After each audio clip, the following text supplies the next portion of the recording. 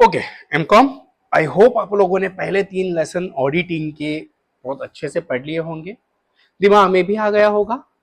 Chapter number 4 या unit number 4, 12 marks again, a bit technical, a bit lengthy, a bit you can say legislative, legal angle बहुत सारे हैं। देखो अभी हम लोग ने देखा, शुरू कहां से किया, what is an auditors responsibility, ethics, behaviour, ये वो, डॉक्यूमेंट बिकम स्टैंडर्ड्स, ये सारी चीजें देख ली। बराबर। लास्ट टाइम हम लोगों ने देखा कि उसको क्या क्या चीजें करनी है, क्या क्या चीजें नहीं करनी है, बोर्ड में कौन होने चाहिए कौन नहीं होने चाहिए। तो कंपैरिजन या फिर composition of the boards and all those things is done. What is the auditor responsibility with the employees, with the competitors, with the government, with the different bodies या stakeholders, we have seen. But what are the legal frameworks? We have seen RBI role play करता है, we have seen companies act play करता है, we have seen SEBI उसका role play करता है, we have seen के international standards play करते हैं, IFRS and all those things, right? So what are those norms? What are those legal requisitions? वो हम लोग आज देखेंगे। तो थोड़ा टेक्निकल बनेगा ये टॉपिक, लेकिन आई होप जैसे आप लोगों ने अब तक वीडियो नंबर या चैप्टर नंबर 3 तक प्यार दिखाया है, वैसे ही इसको भी प्यार दिखाओगे। बस कम कम पड़ रहा है तो कमेंट आप लोग का, लाइक कर रहे हो, लाइक में देख रहा हूँ, व्यूज भी अच्छी खासी जा रही है। अब मेरे कॉलेज में बच्चे तो है हार्डली 60, लेकिन अपने एमकॉम के व्यूज को 200 प्लस हो गया है, एक एक दिन में, दो दो दिन में, यानी दूसरे बच्चे भी देख रहे हैं। तो आप कहां से देख रहे हो, क्या देख रहे हो? यूजी के हैं और देख रहे, सीए वाले हैं और देख रहे, सीएस वाले हैं और देख रहे, आईसीएमए वाले हैं देख रहे, सीएफए वाले हैं देख रहे, राइट? सो एटलीस्ट कमेंट तो करो ताकि मुझे पता चले कि अपने वीडियोस की क्वालिटी क्या है। हाँ, कुछ लोग को सिर्फ मेरा चेहरा देखना हो गाली मारने के लिए, चलो इस इंसान को देख देख के गाली मार देख रहे तो कमेंट मत मारना, बराबर। लेकिन अगर पसंद आ रहा है, अच्छा लग रहा है, तो कुछ तो कमेंट करो, so that we can improve the quality or we can keep the same quality. I can get some decision, right? गाली मारने के लिए कमेंट मत मारना, ठीक है? So legislative framework, let us see the topic.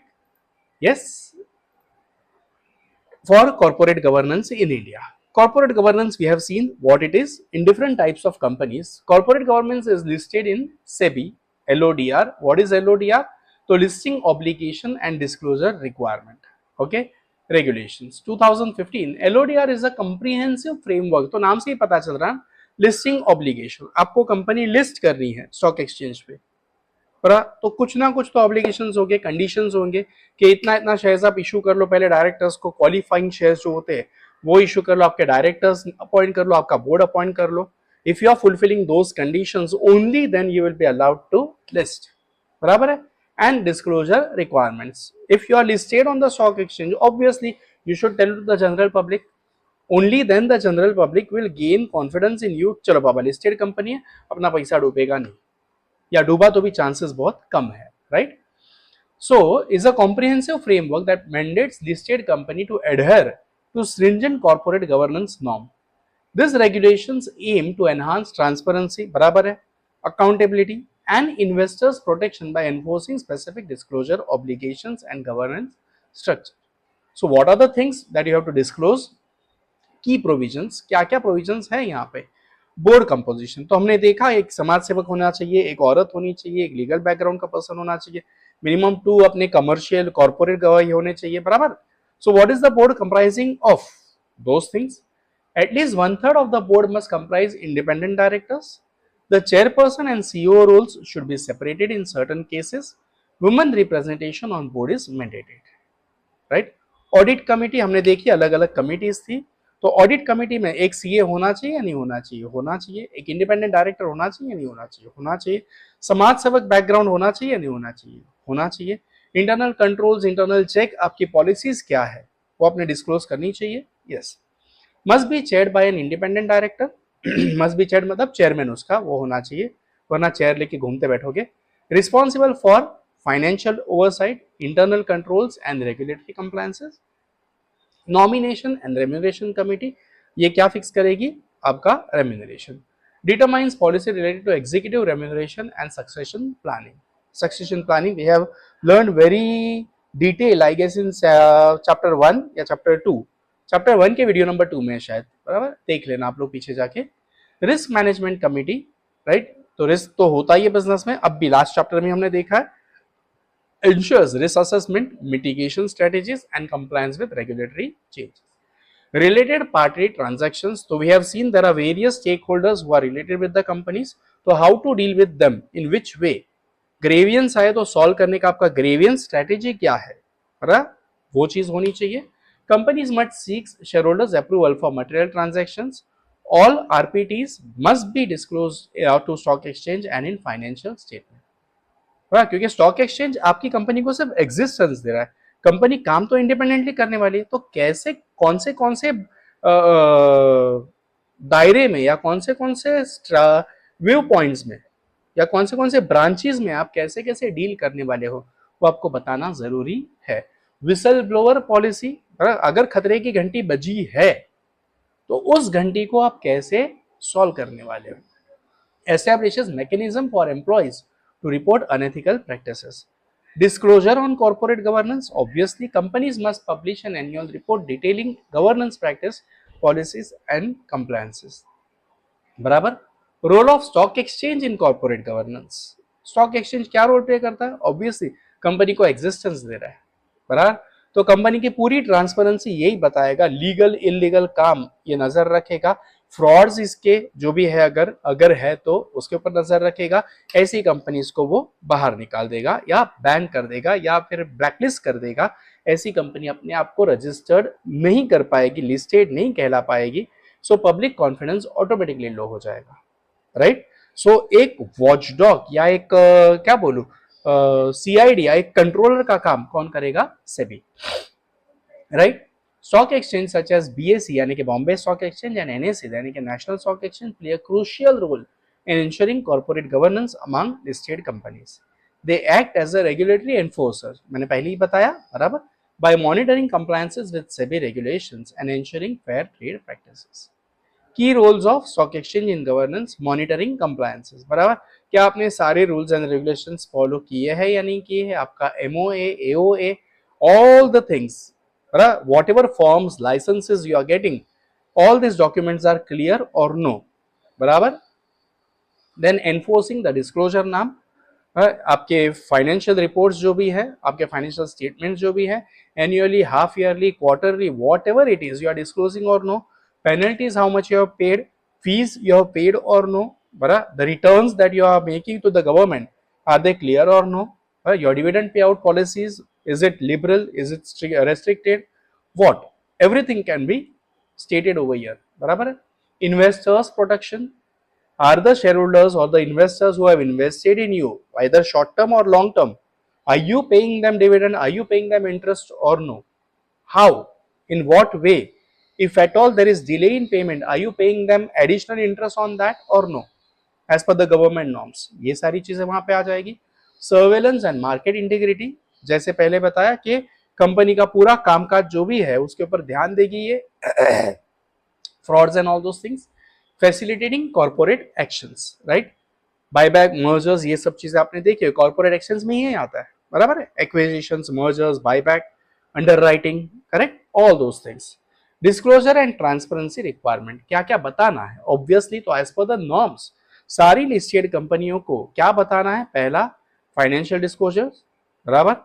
Material evident disclosures, how many assets you are having, how many liabilities you are having, how much mergers, acquisitions and takeovers you have done during the year, you are planning to do during the year, बराबर है. Then corporate governance report, so you have seen ESG, CSR and all those things, are you making those reports as per the norms, as per the requirement or no, ये सारी चीजें देखनी है. शायद बीमार पड़ने वाला हूँ, गला खराब हो रहा है. ऐसा तब होता है जब बुखार आने वाला होता है, और बुखार आया तो वीडियो नहीं आएंगे, लेकिन देखते रहना, ठीक है. अपने को वॉच पूरे करने हैं, चैनल को मोनेटाइज करना है. शेयर होल्डिंग पैटर्न, तो शेयर होल्डर्स क्या कर रहे हैं? देखो, if the company is going very well, I guess last 6 years, हाँ, मई 2020, मैंने 3 कंपनी के शेयर्स ले रखे थे, आई गेस 9,654 रुपीज मैंने कुछ इन्वेस्ट किए थे. मुझे आता है नहीं ट्रेडिंग, इसके लिए मैंने ट्रेडिंग क्यों नहीं की, बट मैंने लॉन्ग टर्म डाल के रख दिया. अब मेरे जैसे ऐसे कितने लोग हैं जिन्होंने ऐसे डाल के रखा होगा? है? तो सेबी क्या कर रही है, हाँ इन लोगों ने डाल के रखा है और कंपनी का शेयर्स बढ़ भी रहा है value, that means they are loyal share holders. But if people are selling the shares there is a risk, ये कंपनी शायद बंद हो सकती है। तो ऐसी केस में मेरा सेबी आपको गाइडलाइंस देगी, तो आपको वो बताना पड़ेगा ना सेबी को, correct. Insider trading regulations, if the employees, if the directors themselves they are trading the shares and all those things, so you have to tell them. Listed companies must comply with SEBI prohibition of insider trading regulation 2015, mandate disclose of share transaction by key management personnel and major stakeholders. ESG we have learned very detailed. So what are the ESG activities the company is carrying out during the year and what they have planned for the next year, either annually, half yearly or quarterly, but you have to tell it in detail, है ना। जैसे कि मैंने बताया था करोड़पति का कि कुछ कंपनियां गोवर्धन की घी दे रहा है compulsory free of cost, Patanjali बाबा अपना हैम्पर दे रहे हैं, कोई एक है मुझे नाम ही याद नहीं आ रहा यार, कोटक नहीं है वो, I am not able to recall, I don't know why, लेकिन वो जितने सवाल पूछे जाएंगे उतने बच्चों का पढ़ाई का जिम्मेदारी हो। तो किसी को अगर याद आता है, कोई केबीसी देखने वालों में से है मेरी जैसा डाई हार्ड फैन, तो कमेंट में मार देना कि सर ये है जो बच्चों का पढ़ाई स्पॉन्सर कर रहा है। Okay, recent development and enhancement in disclosure norm, SEBI amendment हुआ है 23-24 में। तो क्या करना है, मैंडेटरी डिस्क्लोजर ऑफ की performance indicators that is KPIs used for valuation during what, ये 2,500 रुपया आया हाइला, सही पता नहीं किसने दिया। ओके, डिस्क्लोजर ऑफ की परफॉर्मेंस ड्यूरिंग IPOs, जब भी आप IPO करोगे तो आपको क्या देखना है। Requirement of listed companies to verify market rumours and provide official clarification, कोई आपकी कंपनी के बारे में अगर कुछ गलत सलत बोल रहा है, बराबर, कोई अफवाहें फैला रहा है, तो उसके ऊपर आपको एक्शन लेनी है, उसके ऊपर आपको डिस्क्लेमर डालना है। फॉर एग्जाम्पल आई गेस 2023 यहीं की मुंबई की एक औरत थी जिसने आशीर्वाद आटा लिया था इतना और उसका पेस्ट बनाया था, उसने वो घोल घोल घोल घोल घोल घोल घोल पानी डालती रही, घोलती रही, पानी डालती रही, घोलती रही, और उसको ऐसा इतना सा एक चिकना चिकना रबर जैसा मिला। एंड शी क्लेम्ड, देखो अपने साथ फंसा, मतलब फंसाया जा रहा है, अपने साथ झोल हो रहा है, आशीर्वाद आटे में अपने को प्लास्टिक मिल रहा है या रबर मिल रहा है, something like that. But then within a period of 10 to 15 days आशीर्वाद आटे ने खुद वही चीज की कि गेहूं में ग्लूटेन नाम की चीज होती है और वो ग्लूटेन होता ही चिकना है। देखो आप अगर शेफ लोग का वो कुकिंग चैनल्स भी फॉलो कर रहे हो तो रणवीर बार मोस्टली बोलता है कि जितना आप आटा मलोगे उतना वो चिकना होगा, तो ग्लूटेन का काम है चिकनापन देना। तो आशीर्वाद आटे ने खुद आके उसको डिस्क्लोज किया। रीजन, भाई इतने सारे मेरे शेयर होल्डर्स है, इतने सारे कस्टमर्स है, मार्केट टूट जाएगा, बर्बाद हो जाऊंगा, राइट। तो दे डिड इट, करेक्ट। तो फ्रॉड वाली एक्टिविटी कुछ भी है, रूमर्स अगर कुछ भी है, तो you have to disclose it. Enhance scrutiny of unpublished price sensitive information to curb insider trading, कुछ फाइनेंशियल डेटा होते हैं जो कंपनी डिस्क्लोज नहीं कर रही है, क्यों नहीं किया वो आपको डिटेल बताना है। Technology driven governments, obviously now you are more AI oriented, now you are more technology oriented, software आ गए, बहुत सारे हार्डवेयर आ गए, और अब इनकी मदद से आप डेटा एनालिसिस वगैरह कर रहे हो, कितने सारों की नौकरी जा रही है ना। तो इसको आप कैसे हेल्प आउट करोगे, तो वो सारी चीजें आपको बतानी है। आपने कौन से AI यूज किए हैं, किस चीज का किस हद तक किया है। As a teacher, as a professor, we do publish research papers, तो रिसर्च पेपर में ethical use of AI is allowed. मैं भी बोलता हूँ कि हाँ एथिकल यूज ऑफ AI चलेगा। एथिकल यूज ऑफ AI क्या है, पूरे का पूरा चैट GPT मारा और यहाँ पे पेस्ट कर दिया, is it ethical? No, obviously not, right. See chat GPT मारो, नो प्रॉब्लम इन दैट, लेकिन वो जो दे रहा है वो डेटा आप वेरीफाई करो, उसके बाद आप खुद का रिफ्रेम करो, that will enhance your, okay, भेजा, ओके, रीजन यही है। सो कॉर्पोरेट गवर्नेंस इन अनलिस्टेड कंपनी, ये तो हो गया लिस्टेड के लिए। अनलिस्टेड कंपनी जो है, जो खुद होके काम कर रही है अपने लेवल पे, वो क्या करे। Unlisted companies do not subject to SEBI stringent disclosure norms face unique governance challenge. Some की चैलेंजेस इंक्लूड क्या, लैग ऑफ रेगुलेटरी, क्योंकि अनलिस्टेड है तो उसके ऊपर कंट्रोल रखने वाला कोई नहीं है। सेबी तो बड़ी बॉडी है, जो भी स्टॉक एक्सचेंज में लिस्टेड है उनको तो सेबी के भी और स्टॉक एक्सचेंज के भी रूल्स एंड रेगुलेशंस फॉलो करनी ही है, सारा डिस्क्लोज करना ही है, right?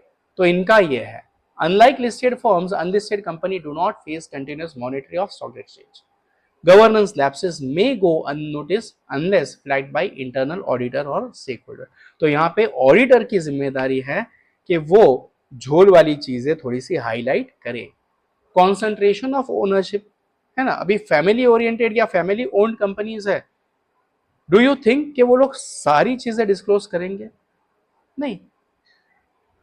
Is there a high chance के फ्रॉड हो और छुपा रहे? Yes. So there comes the role of the auditor and the other stakeholders. They have to disclose it. They have to bring into the notice of the stakeholders कि बाबा ये चीजें थोड़ी सी complicated लग रही है. अब अनलिस्टेड कंपनी है तो क्या वहां पे ट्रांसपेरेंसी पूरी है? नहीं. लिमिटेड ट्रांसपेरेंसी, ये एक लोचा आ जाता है. So there you have to pay much attention and be active. Succession planning and management issues. मेरा अभी हल्दीराम के चचा जो थे वो रिसेंटली कुछ अटैक आया और गए. एमडीएच मसाला के चचा जो थे वो भी चले गए. अब ये फैमिली बिजनेस थे which were converted into companies but own by families. Who will control later on after the one person is gone? वो प्लानिंग करनी चाहिए थी या नहीं करनी चाहिए? करनी चाहिए. की होगी इन लोगों ने तो well and good, company undisturb चलती रहेगी. वरना फैमिली के झगड़े, एक में से दो कंपनी, दो में से चार, चार में से 8 डिवाइड होते रहेगा. तो will it help to improve the reputations? No, obviously no. Lack of confidence आ जाएगा, क्रेडिट स्टैंडिंग कम हो जाएंगी क्योंकि आपका मार्केट टूटते जाएगा, कॉम्पिटिशन आ जाएगा आपस में ही. बराबर. Then access to capital. Yes, unlisted company का कैपिटल कितना है, क्या है, वो गवर्नमेंट को उतना पता नहीं होता. Governance can impact the ability of unlisted firm to attract institutional investment. Private equity and venture capital investor demands better governance practices before investing. Yes, so these are few things or the compliances under SEBI and stock exchanges. इतना आपको पढ़ लेना है. हम लोग मिलते हैं companies act के लिए थोड़ी देर बाद, क्योंकि ज्यादा लंबे लंबे वीडियो अब नहीं बनाऊंगा, ये टेक्निकल है टॉपिक.